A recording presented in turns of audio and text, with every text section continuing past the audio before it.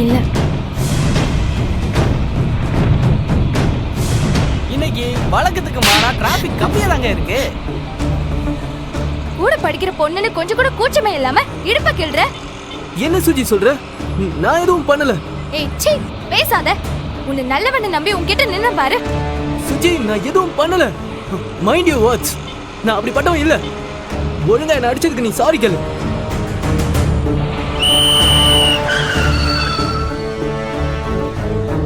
நான் எதுக்கு சாரி கேட்கணும்?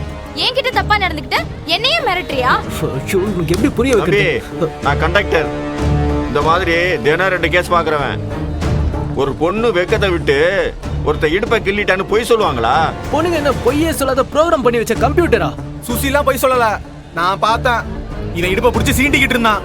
டேய், நான் எதுவும் பண்ணலடா. ஏய், கூட படிக்கிற பொண்ணுகிட்ட இவ்வளவு பேர் இருக்கிறப்பவே சில்மசம் பண்ணிக்கிட்டு இருக்க. இவனை எப்படி சும்மா விட முடியும்? ஏய், போட்டு சாத்துங்கடா அவனை. ஏய்,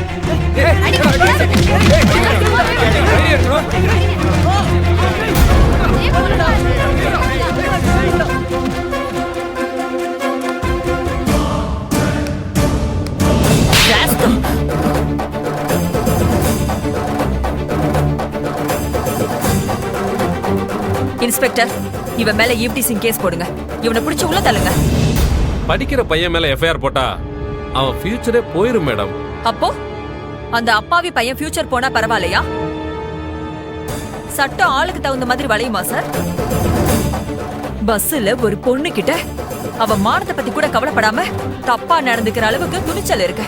இந்த மாதிரி பையனுக்கெல்லாம் ஃபியூச்சரே தேவையில்லை சார்.